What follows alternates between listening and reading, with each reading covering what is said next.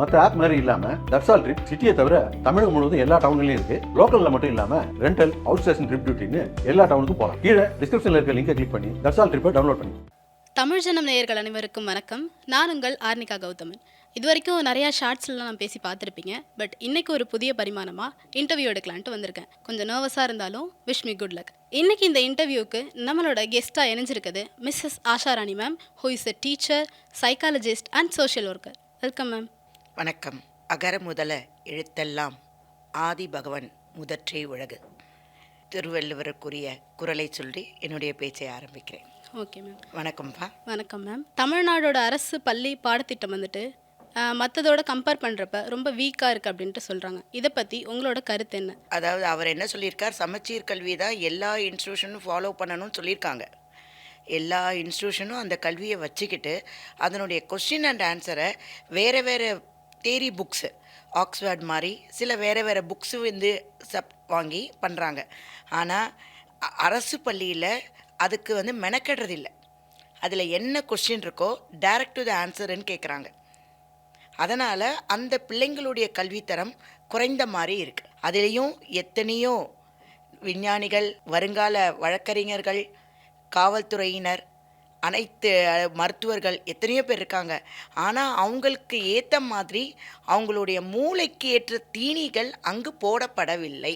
Okay ma'am. இந்த மும்மொழி கல்விக் கொள்கை மூலிமா சென்ட்ரல் கவர்மெண்ட் வந்து ஸ்கூல்ஸ்லாம் ஹிந்தியை வந்துட்டு திணிக்கிறதுக்கு முயற்சிக்கிறாங்க அப்படின்ட்டு ஆஃபன் வந்துட்டு இப்போ தமிழ்நாடு கவர்மெண்ட் வந்துட்டு அக்யூஸ் பண்ணிகிட்டே இருக்காங்க. இதை பற்றி உங்களோட கருத்து என்ன? மும்மொழி கொள்கை என்றால் என்ன? அவங்க வந்து இந்தி திணிக்கிறேன்னு சொல்லலை. இங்கிலீஷ் மாதிரி அந்த நாட்டுடைய அதாவது நம்ம ஸ்டேட்டுடைய என்ன கல்வியோ அதை சேர்த்து படிங்கன்னு சொல்கிறாங்க. அது தமிழாக இருக்கட்டும், தெலுங்காக இருக்கட்டும், கன்னடமாக இருக்கட்டும், மலையாளமாக இருக்கட்டும்.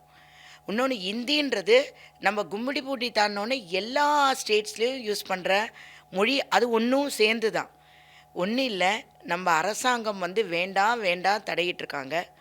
அவங்க சொந்தமாக நடத்தக்கூடிய பள்ளிகள், அவர்களுடைய உறவினர்கள் நடத்தக்கூடிய சிபிஎஸ்சி பள்ளிகள் அனைத்திலும் இந்தி என்றது கட்டாய பாடம்.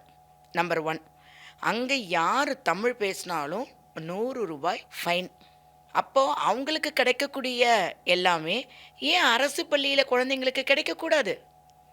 முட்டாளாக இருக்கணும் நினைக்கிறாங்களா? ஒரு பெரிய கொஸ்டின் மார்க். மக்களுக்கு ஹிந்தி படிக்கிறதுனால என்ன இல்லாமல் போக போகுது? அன்றைக்கி அவங்க சொன்னாங்க, அதாவது ஹிந்தி எதிர்த்து போராட்டன்றது காங்கிரஸ் பீரியடில் வந்தது.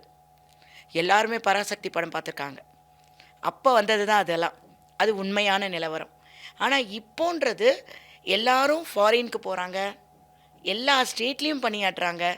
அப்போ இன்னொரு கல்வி தெரிஞ்சுக்கிறது தப்பு இல்லையே. கால் சென்டரில் வேலைக்கு போகிற பிள்ளைங்களுக்கு இன்டர்வியூவில் முதல்ல கேட்கக்கூடிய கேள்வியே, அம்மா உனக்கு எத்தனை மொழிகள் தெரியும்? நாட் ஓன்லி கால் சென்டர், எல்லா இன்ஸ்டியூட் போனாலும் அங்கே எல்லா இண்டஸ்ட்ரியில் வேலை பார்த்தாலும் உங்களுக்கு எத்தனை மொழிகள் தெரியும்? அந்த கொஸ்டின் ஒன்று இருக்குது. ஏன் அப்படி கேட்குறாங்க? ஒரு எக்ஸ்ட்ரா மொழி தெரிஞ்சால் கம்யூனிகேஷன் நல்லாயிருக்கும். ஏன்னா எல்லாரும் இருக்கக்கூடிய இடம் சிங்கார சென்னை. அப்போ இங்கே ஹிந்தி இருக்கக்கூடாதுன்றது அரசாங்கத்துக்கு நல்லதா, மக்களுக்கு நல்லதா? விடைகள் அரசு தெரிவிக்க வேண்டும். இப்போ வந்துட்டு அவங்க ஹிந்தி கற்றுக்கணும் அப்படின்னு சொல்கிறதோ இல்லை அது ஒரு கட்டாய மொழியாக்குறதோ ஓகே. எக்ஸஸாக நமக்கு ஒரு லாங்குவேஜ் தெரிஞ்சுக்கிறது ரொம்ப நல்ல விஷயம், அது ஓகே. பட் நம்ம சொந்த நாட்டிலே வந்துட்டு நீங்கள் ஹிந்தி பேசணும், அந்த இடத்துல நீங்கள் தமிழ் பேசுனீங்கன்னா நீங்கள் இப்போ சொன்னீங்க 100 ரூபீஸ் ஃபைன்லாம் போடுறாங்கன்னு. இது எந்த அளவுக்கு சரியாக நீங்கள் இருக்கும்? அதாவது ஹிந்தி மட்டும் இல்லைப்பா, இங்கிலீஷும் கூட பேசிக்கலாம். ஹிந்தி பேசிக்கலாம், இங்கிலீஷ் பேசிக்கலாம், ஆனால் தமிழ் பேசக்கூடாது. அது சரின்னு நீங்கள் நினைக்கிறீங்களா? தவறு. ஏன்னா அவன் தமிழ் லாங்குவேஜே மறைஞ்சிடும். இப்போ நம்ம 2 பேர் பேசும் போதோ நம்மளுக்கு தமிழ் சரளமாக வரல. In between we are putting the word in English. அந்த மாதிரி நிலைமை ஆகிட்டோம். இங்கிலீஷு அதாவது தமிழ்லேயும் பேசாமல் தங்கிலீஷில் பேசுகிறோம். இது மக்களுக்கு வேண்டாம். தமிழ்லேயும் பேசினா தப்பு இல்லையே. என்னுடைய கொஸ்டின் அதான், தமிழில் குழந்தைங்க பேசுகிறதுல என்ன தப்பு? அதுக்கு எதுக்கு ஒரு கட்டணம் வசூலிக்கணும்? இப்போ ஆஃப்டர் கோவிட் நம்ம பர்டிகுலராக சொல்லணும்னா இந்த ஸ்மார்ட் கிளாஸஸ், டிஜிட்டல் லேர்னிங், இதெல்லாம் இதோட அப்டேஷன் வந்து நிறையா வந்துட்டுருக்கு தமிழ்நாடு ஸ்கூல்ஸில். ஸோ இதெல்லாம் உண்மையாகவே எல்லா ஸ்டூடெண்ட்ஸும் அதை அடாப்ட் பண்ணிக்கிறதுக்கு ஈஸியாக இருக்கா? இது உண்மையாகவே அவங்களுக்குலாம் ஹெல்ப்ஃபுல்லாக இருக்கா மேம்? ஒரு கத்தியை காய் வெட்டுறதுக்கு, சமையலுக்கும் பயன்படுத்தலாம். கத்தி எடுத்து ஒருத்தனை குத்தி உயிர் இழக்கவும் செய்யலாம். இந்த டிஜிட்டல் மீடியாவை நான் அப்படி தான் பார்க்குறேன். ஆஸ் ஏ டீச்சர்ஸ் நாங்கள் எல்லாருமே அப்படி தான் பார்க்குறோம். ஏன்னா நாங்கள் கொடுத்துட்ருக்கும் போது என்ன நடந்ததுன்னா, கோவிட் சமயம் ஃப்ராங்க்லி ஸ்பீக்கிங் குழந்தைங்கள நாங்களே 8 மணி நேரம் வச்சுருந்தோம். ஒரே ஒரு நாள் அம்மா கிட்ட விட்டோம். இந்த கோவிட் டைமில் 2 வருஷம் அவங்கவுங்க பெற்றோர்கிட்ட அனவரப்பில் விட்டோம். அந்த குழந்தைங்களுடைய நிலை தலைகீழாக போயிட்டு, ஒரு நல் ஒழுக்கம் மறைந்து விட்டது, தீய பழக்கங்கள் மேலோங்கி விட்டது. அவங்க குழந்தைக்கு என்ன ஏதுன்னு தெரியல. ஒரு திடீர்னு ஒரு குழந்தைய கட்டி போட்டு வச்சுட்டு இருந்த குழந்தைய திடீர்னு திறந்து விட்டால் அது எப்படி ஒரு வேகமான நிலைமைக்கு போகுமோ அந்த மாதிரி ஆயிடுச்சு. நாங்கள் டிஜிட்டல் லேர்னிங் போடும்போது இப்படி தான் சொன்னோம்.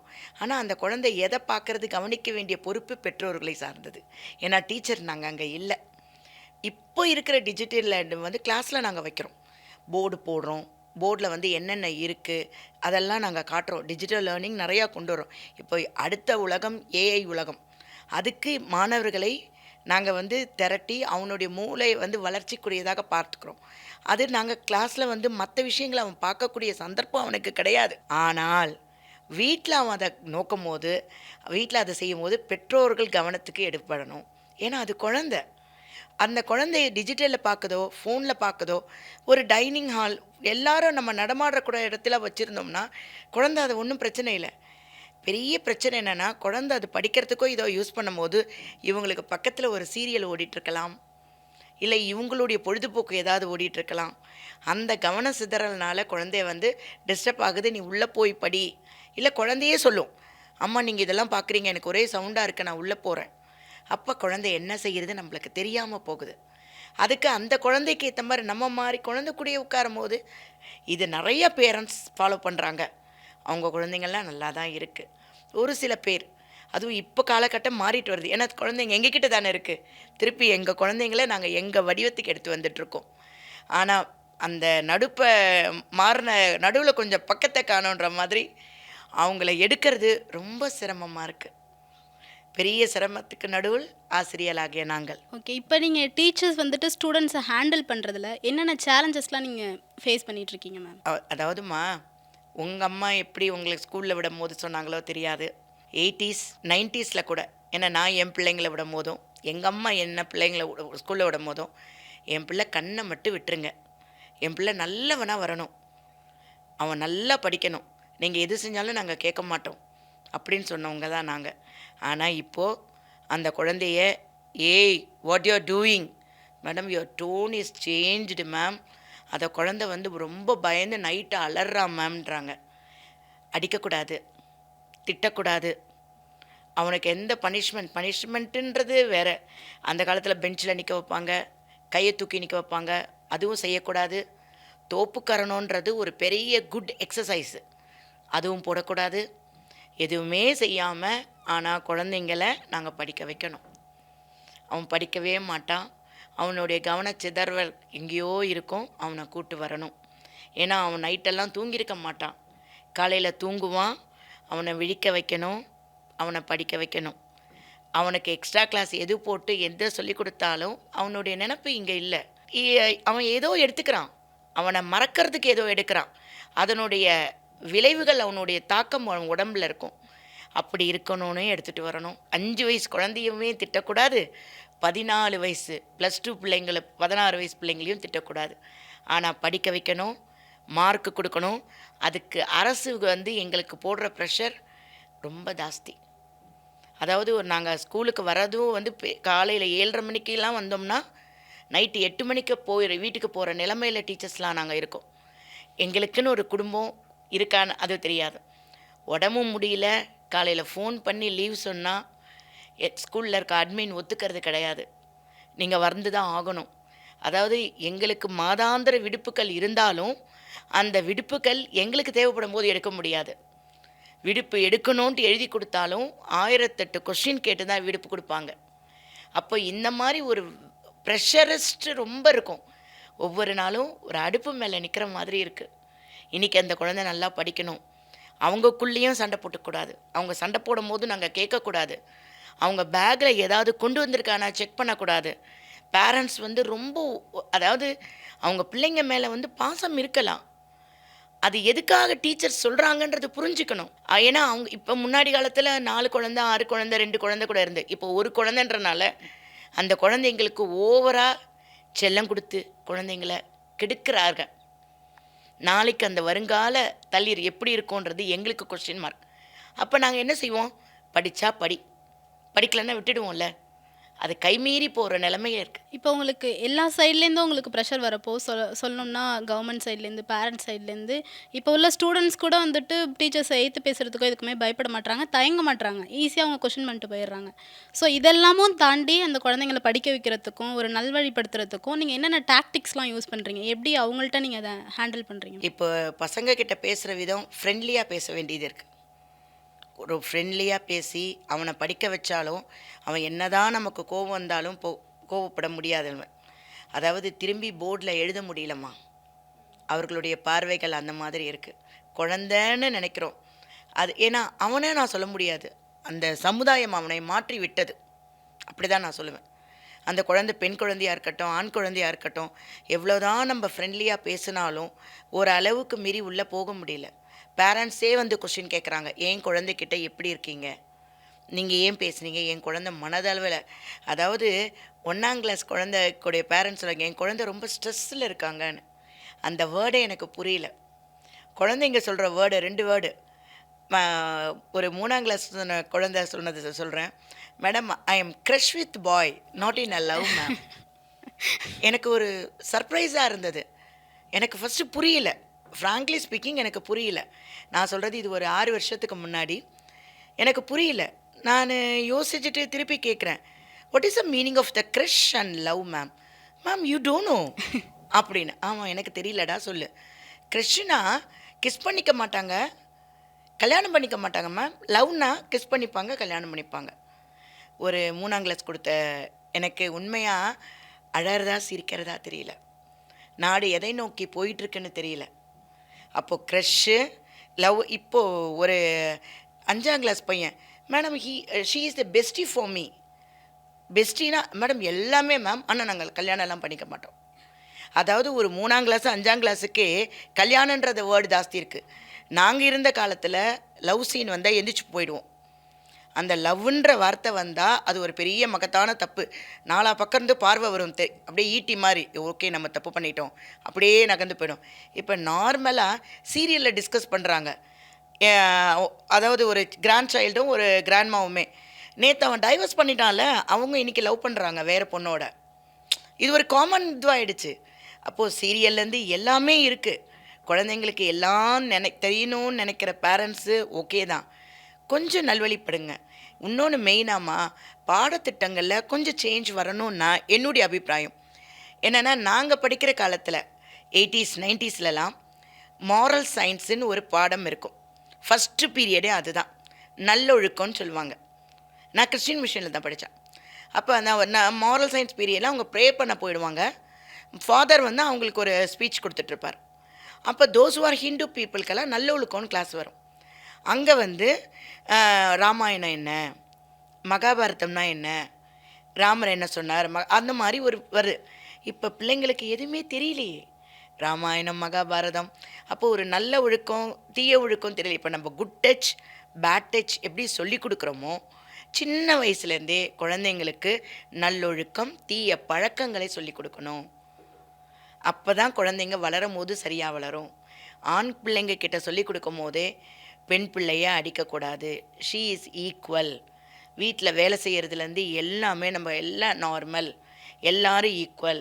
நாங்கள் கிளாஸில் சொல்லி கொடுக்கறது, அம்மாவுக்கு காலையில் எழுந்திரிச்சி நான் கேட்குற கொஸ்டின், அம்மாவுக்கு காலையில் எழுந்திரிச்சி என்ன வேலையெல்லாம் பார்த்தீங்க பிள்ளைகளா, என்ன ஒர்க் பார்த்தீங்க, அம்மாவுக்கு இந்த ஹெல்ப் பண்ணோம். ஒரு குழந்தை சொல்லுது, எங்கள் அப்பா சொன்னார் மேடம் அதெல்லாம் கேர்ள்ஸ் ஒர்க்கா.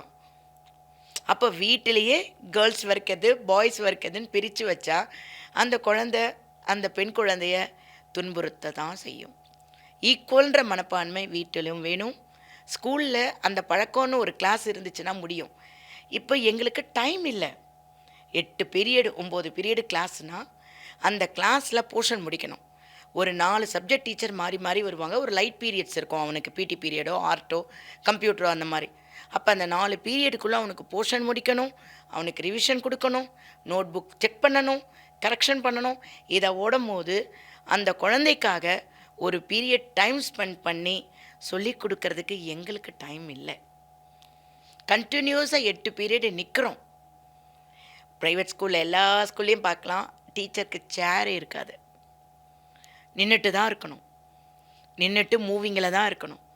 அப்போ அந்த டீச்சர்னால் போர்ஷன் முடிக்கணும். இல்லை இவங்க மேனேஜ்மெண்ட்டில் வீக்லி மீட்டிங்கில் கேட்பாங்க, என்ன பண்ணீங்க, ஏன் இந்த ஒர்க் பண்ணலை, ஏன் உங்கள் குழந்தை கம்மியாக மார்க் எடுத்திருக்கு, ஏன் உங்கள் நோட் புக் கரெக்ஷன் ஆகலை, இந்த ஸ்பெல்லிங் ஏன் இப்படி பண்ணியிருக்காங்க அப்படி பண்ணியிருக்காங்க. அப்போ இதெல்லாம் பண்ணும்போது டீச்சர் அவங்களுடைய வேலையை பார்ப்பாங்களா, குழந்தைக்கு கொடுக்கக்கூடிய நல்ல ஒழுக்கத்தை பார்ப்பாங்களா? ஏன்னா டீச்சருக்கு ரொம்ப மென்டல் டார்ச்சர் அண்ட் ப்ரெஷர் இருக்கனால தான் அவங்களால குழந்தைக்கு போக முடியல.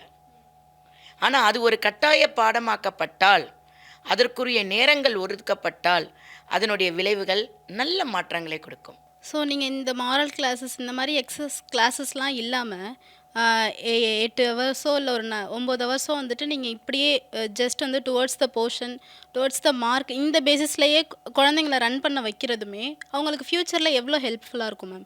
ஏன்னா இந்த மாதிரி அவங்களுக்கு ஒரு நல்லது எது கெட்டது எதுன்னு தெரியல. அதை விட அவங்க வெளியில் நல்லதை கற்றுக்கிறத விட கெட்டது நிறையா கற்றுட்டு வராங்க. அவங்களோட படிக்கிற ஸ்டூடெண்ட்ஸுக்கும் அவங்களோட ஃப்ரெண்ட்ஸுக்கும் அதை சொல்லிக் கொடுக்குறாங்க. இதை டீச்சர்ஸ் வந்து சொல்லி திருத்துறதுக்கும் அவங்களுக்கு எக்ஸ்ட்ராவாக ஒரு அவர் கிடைக்கல. அப்படிங்கிறப்போ ஜஸ்ட்டு ஒரு ரொபோட்டிக் லைஃப் மாதிரி அவங்களுக்கு வெறும் மார்க் வாங்குங்க, டெஸ்ட் எழுதுங்க, எக்ஸாம் எழுதுங்க, போர்ஷன் மேலே வந்துட்டு கான்சென்ட்ரேட் பண்ணுங்கன்னு மட்டும் அவங்களுக்கு சொல்லி புரிய வைக்கிறது எப்படி அவங்களுக்கு ஃப்யூச்சரில் யூஸ்ஃபுல்லாக இருக்கும்? அவன் படிப்பான், மற்ற பண்பாளவனாக இருக்க மாட்டான், அவன் முன் உதாரணமாக இருக்க மாட்டான், முரட்டு தம்பியாக இருப்பான். நடைமுறை வாழ்க்கையில் வந்து சிறந்தவனாக இருப்பான்றது ஒரு கேள்விக்குறை தான். அவனுக்கு எப்படி ஃப்ளெக்சிபிளாக இருக்கணும்னே தெரியாது. இந்த கொஷின் எப்பயுமே ஒரு வெற்றி பாதையை நோக்கி போயிட்டு இருக்கிறவனா தோல்வி அவனால் சந்திக்கவே முடியாது. குழந்தை ரொம்ப டிப்ரெஷனில் போயிடும். ஏன்னா இப்போ ஒன்றும் இல்லைங்க, அந்த குழந்தை எப்படி இருக்குன்னு அவங்க ஃப்யூச்சரில் வந்து நம்ம ஒரு பெரிய கொஷின் மார்க் தான் அந்த குழந்தைக்கு முன்னாடியுமே. இவன் இதை படிப்பை மட்டும் படிச்சுட்டு இருந்தால் அவனுக்கு நல்லது கெட்டு தெரியலன்னா அவனுடைய ஃப்யூச்சர், அவனுடைய ஜெனரேஷனுக்கு அவன் என்ன எடுத்துகிட்டு போவான்? கதைகள்ன்றது ஒன்றுமே இல்லாமல் போயிடும். அவனுக்கு தெரிஞ்சாதானே அவனுடைய ஜெனரேஷனுக்கு சொல்லிக் கொடுப்பான். பெரிய பிக் கொஸ்டின் மார்க். இந்த மாதிரி நிறைய ப்ராப்ளம்ஸ் வந்துட்டு கவர்மெண்ட் ஸ்கூல்ஸில் இருக்க தான் நிறையா கேள்விப்பட்டிருக்கோம். ஸோ கம்பேரிட்டிவ்லி ப்ரைவேட் ஸ்கூல்ஸ் வந்து கவர்மெண்ட் ஸ்கூல்ஸோட ரொம்ப நல்ல முறையில் செயல்பட்டுருக்கு. அங்கே உள்ள ஸ்டூடெண்ட்ஸ் வந்துட்டு ரொம்ப நல்லா படிக்கிறாங்க, அவங்களோட அகாடமிக்ஸ் பார்க்குறப்பையும் நல்லா இருக்குது அப்படின்ற மாதிரி தான் கேள்விப்பட்டுருக்கோம். ஸோ இந்த டிஃப்ரெண்ட் இருக்கிறதுக்கு என்ன ரீசன்? உண்மையாகவே கவர்மெண்ட் ஸ்கூலோட ப்ரைவேட் ஸ்கூல்ஸ்லாம் வந்துட்டு நல்லா பண்ணிகிட்டு இருக்காங்களா? ஒரு பெரிய டிஃப்ரெண்ட்டாக கவர்மெண்ட் ஸ்கூல்ஸுக்கும் ப்ரைவேட் ஸ்கூல்ஸுக்கும் எதை நீங்கள் பார்க்குறீங்க? இப்போ இதுக்கு வந்து நான் இது நீங்கள் சொன்னது எல்லாம் ஆக்கப்பூர்வமான உண்மைன்னு நான் சொல்ல முடியாது. சில இது இருக்குது. இப்போ கவர்மெண்ட் ஸ்கூலில் வந்து குழந்தைக்கு வந்து ஸ்ட்ரிக்டாக வைப்பாங்க.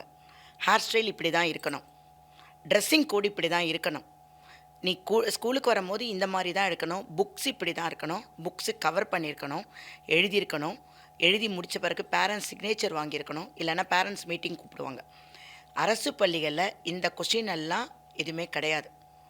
அவனுடைய பேண்ட்டே நம்ம பார்ப்போம், ஒரு கால்லேருந்து ஒரு 3/4 இன்ச்சுக்கு உயரமாக இருக்கும். அவன் ஷார்ட் லெகின்ஸ் போட்டிருக்கானா, யூனிஃபார்ம் பேண்ட்டு போட்டிருக்கானா, ஒரு பெரிய கொஸ்டின் மார்க் தான். இது பெண்களாக இருக்கட்டும் ஆண்களாக இருக்கட்டும் 2 பேருமே. ஆண் குழந்தை பெண் குழந்தைல 2 குழந்தையும் அப்படி தான். லூஸ் ஃபிட்டிங்கில் ட்ரெஸ்ஸே இருக்காது, டைட் ஃபிட்டிங்கில் தான் ட்ரெஸ் இருக்கும். ஹேர் ஸ்டைல், இந்த ஹேர் ஸ்டைல் அந்த ஹேர் ஸ்டைல் இருக்கும். அது என்னது, என் பிள்ளைங்க ஒன்று சொல்லுமா, பிள்ளைங்கோ ஹேர் ஸ்டைல்.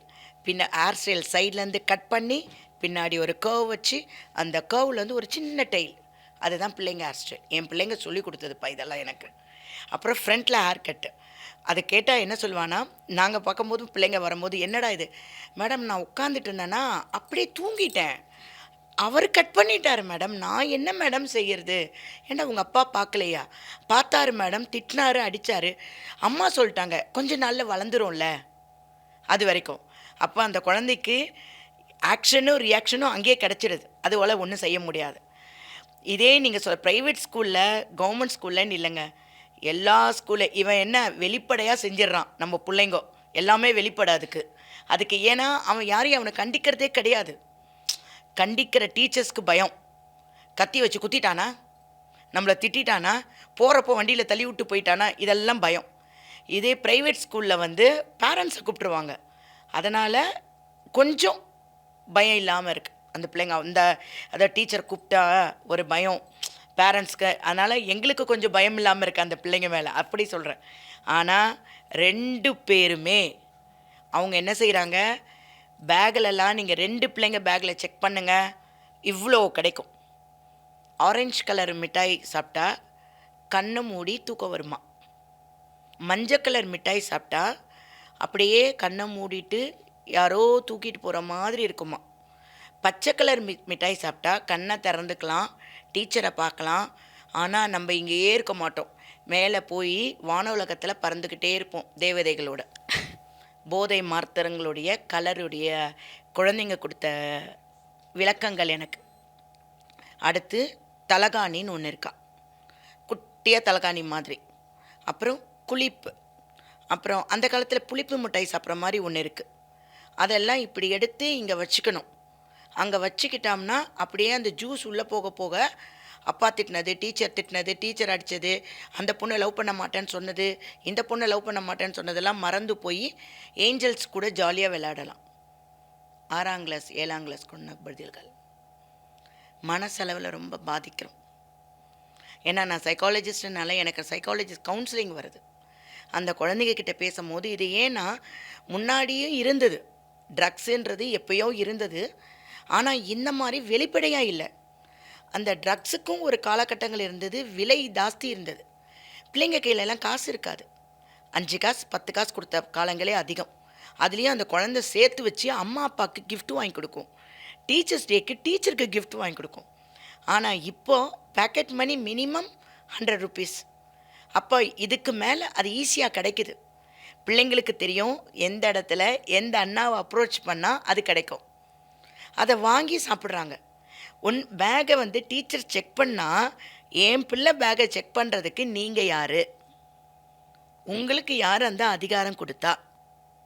டக்கின் பண்ணணுன்ற யூனிஃபார்மில் டக் அவுட் பண்ண குழந்தைய கூப்பிட்டு டக்கின் பண்ண விட்டா என் குழந்தைய நீங்கள் எப்படி தொடுவீங்க?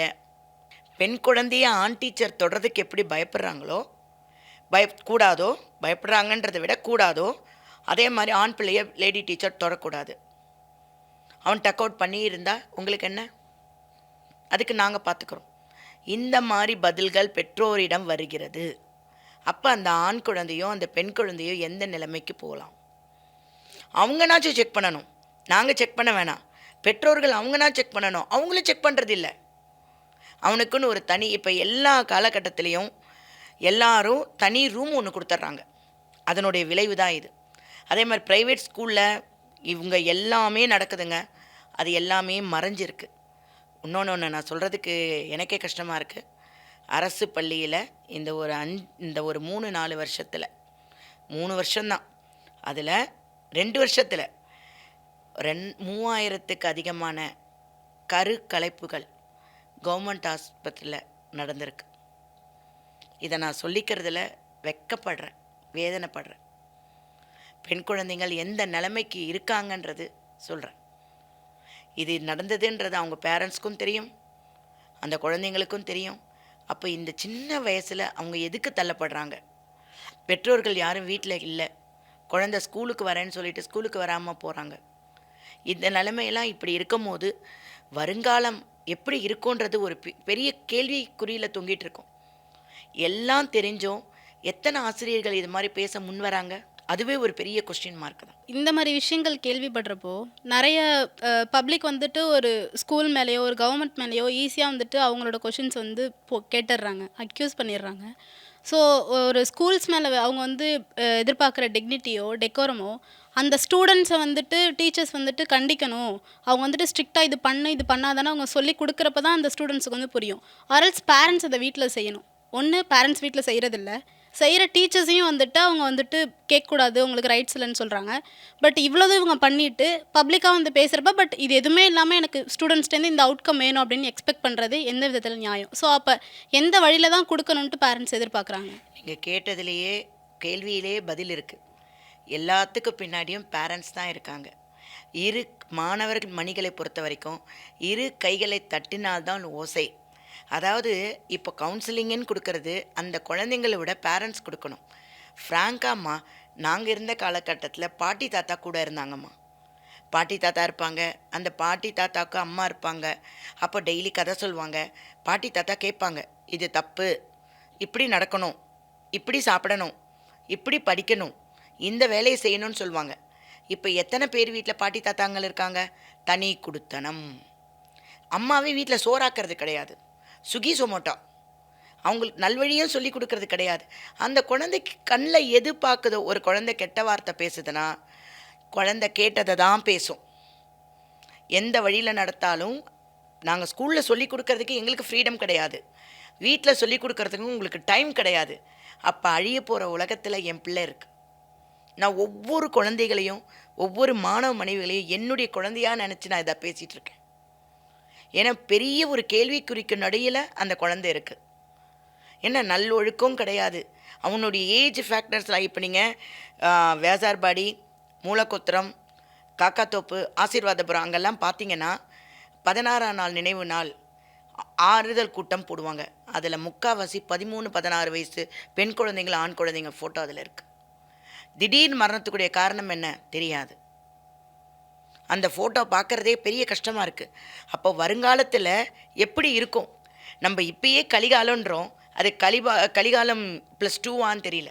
இந்த யூசேஜ் ஆஃப் ட்ரக்ஸ் இப்போ வந்துட்டு நாங்கள் படிக்கிறப்பலாம் வந்துட்டு எங்களுக்கு அவ்வளோவா பாக்கெட் மணி கொடுக்க மாட்டாங்க. கொடுக்குற அந்த 10 ருபீஸ் 5 ருபீஸுமே வந்துட்டு இந்த அமௌண்ட்டுக்கு என்ன ஸ்நாக் கிடைக்கும், என்ன ஜூஸ் கிடைக்கும் தான் யோசிப்போம். இப்போ பாக்கெட் மணி அமௌண்ட் நிறையா கிடைச்சாலும் எந்த ப்ரைஸுக்கு எந்த ட்ரக்ஸ் கிடைக்கும், எதை வாங்கினா நம்மளுக்கு எந்த இப்போ நீங்கள் சொன்ன டிஸ்கிரிப்ஷனை வச்சே நான் வந்து கேட்குறேன். ஸோ இந்த அளவுக்கு ஸ்டூடெண்ட்ஸுக்கு ஆக்சஸ் இருக்குது. யாரை வந்து நம்ம ரீச் அவுட் பண்ணால் நம்மளால் எதை வாங்க முடியும், எவ்வளோ டைமில் வாங்க முடியும்ன்ட்டு ஸ்டூடெண்ட்ஸால் கேட்க முடியுது.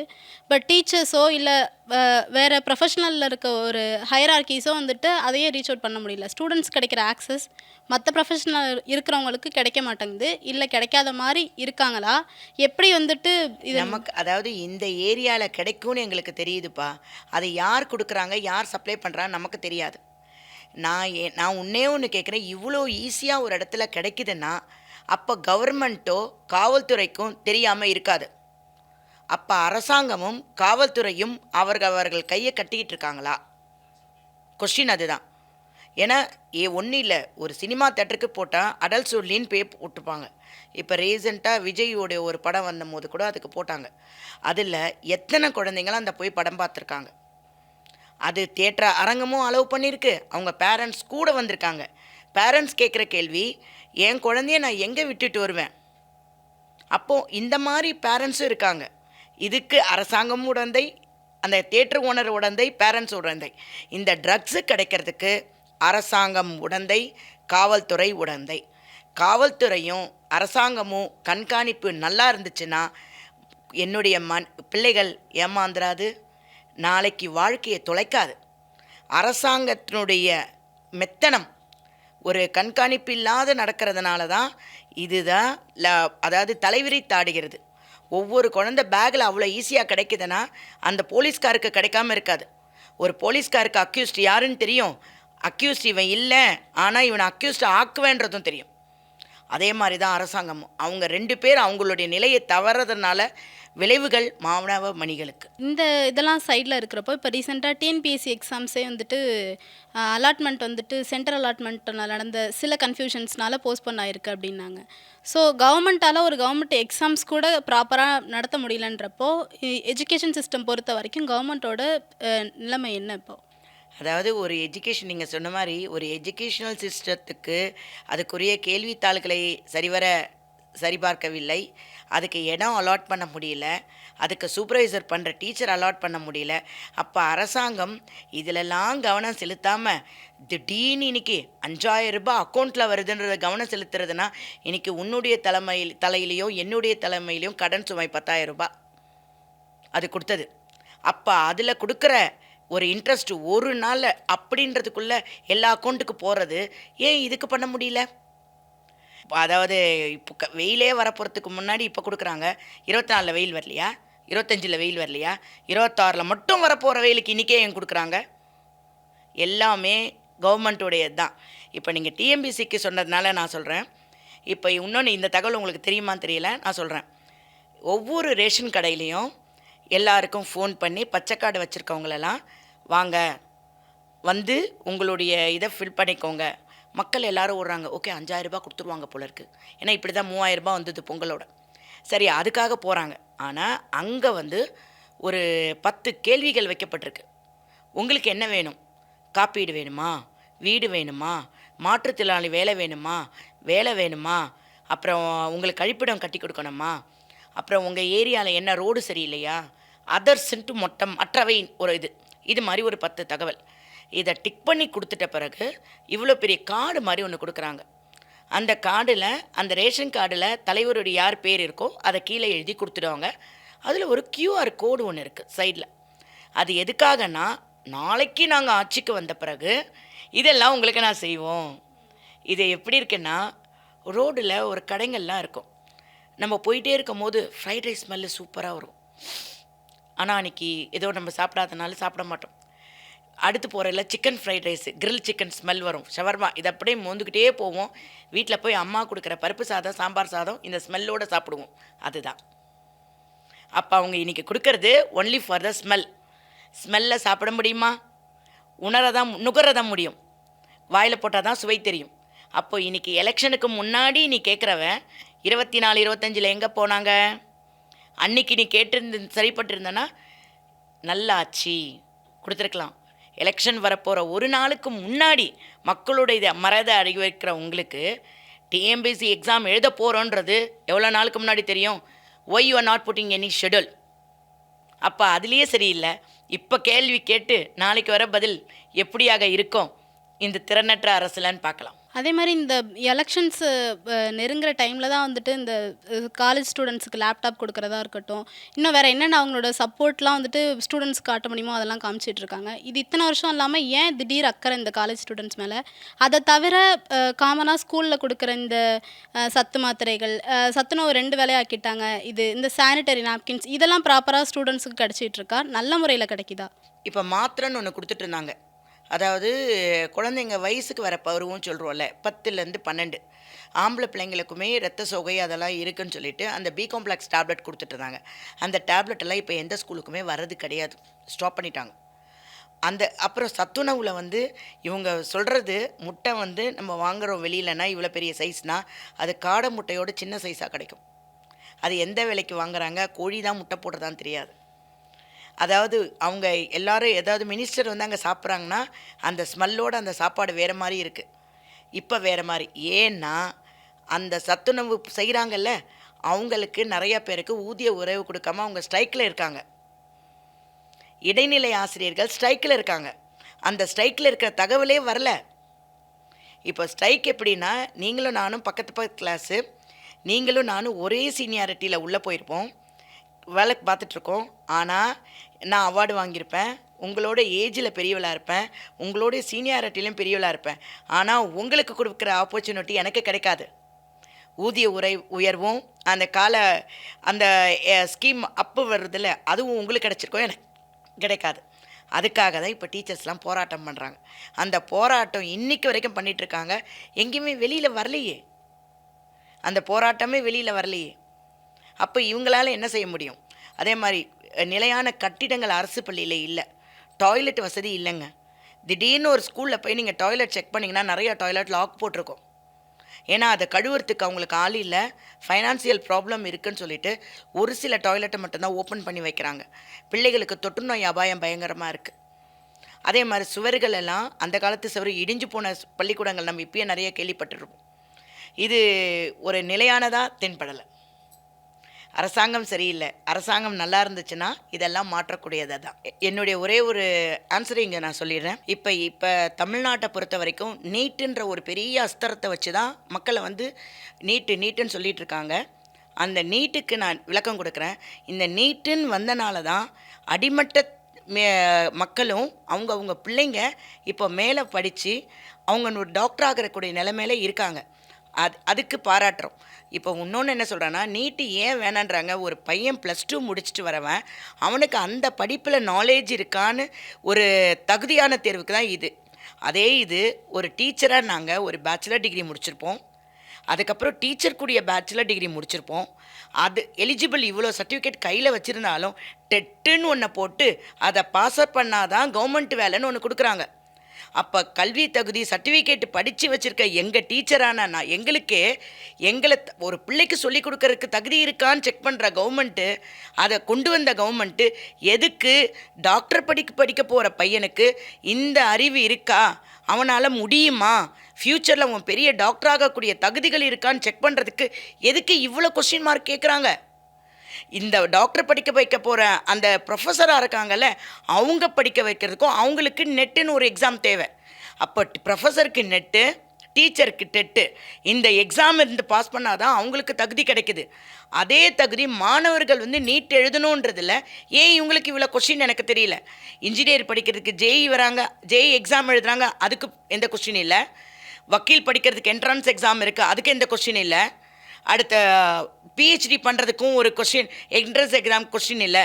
அப்போ டாக்டருக்கு மட்டும் இருக்குன்னா இந்த அரசு நிறைய மருத்துவக் கல்லூரிக்கான கையில் நாங்கள் ப்ரைவேட் காலேஜுக்கு வாங்கி வச்சுருக்கோம், எங்களுக்கு இதை அவுத்து விடுங்கன்னு சொல்கிற மாதிரி இருக்குது. தயவுசெய்து அரசாங்கம் நீட்டு தேர்வு நடைமுறையில் இருக்கணும்ன்ட்டு அனைத்து ஆசிரியர் சார்பாக நான் தாழ்மையுடன் கேட்டுக்கொள்கிறேன். உங்களோட பிஸி ஸ்கெடியூலில் எங்களுக்கான டைம் ஒதுக்கி நீங்கள் இவ்வளோ நேரம் எங்களுக்கு உங்களோட தாட்ஸ்லாம் ஓப்பனாக பேசினதுக்கு ரொம்ப நன்றி. இந்த இன்டர்வியூக்கு நீங்கள் வந்ததுக்கும் தமிழ் ஜனம் நேயர்கள் சார்பாகவும் தமிழ் ஜனம் சார்பாகவும் உங்களுக்கு நன்றி தெரிவிச்சுக்கிறோம். நன்றி, வணக்கம். தமிழ் ஜனம் நேயர்களுக்கு இது போல் இன்னும் நிறைய இன்டர்வியூவை பார்க்குறதுக்கு தமிழ் ஜனம் யூடியூப் சேனலை சப்ஸ்கிரைப் பண்ணிக்கோங்க. தேங்க்யூ.